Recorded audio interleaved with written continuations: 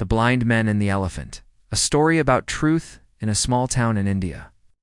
Long ago, there lived 6 blind men who had never seen the world with their eyes, only with their hands. One day, they heard excited whispers in the marketplace. "A royal elephant has arrived," someone shouted. The men were curious. They had heard stories about elephants, enormous, powerful creatures.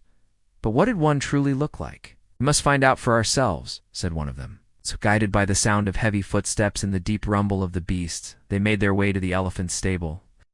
When they reached it, each man stretched out his hands and began to explore.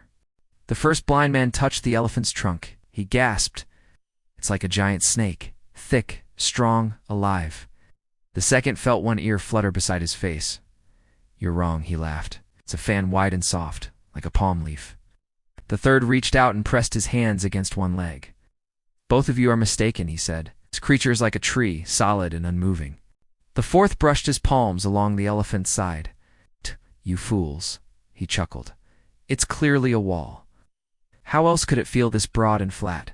The fifth grabbed the tail. "You're all wrong," he said. "It's nothing but a rope swinging in the wind." And the last man touched a tusk. "No, no," he declared confidently.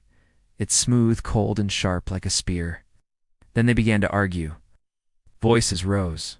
Hands waved in the air. Each was certain that only he was right. A wise passerby who had been watching silently finally spoke. "We're all correct," he said gently, "but you are all wrong as well. Each of you has touched only part of the truth." The blind men grew quiet.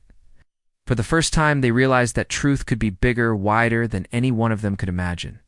Moral of the story? Each of our perspectives can be true, yet incomplete. We see only a part of the whole, and wisdom begins when we start listening to what others can see.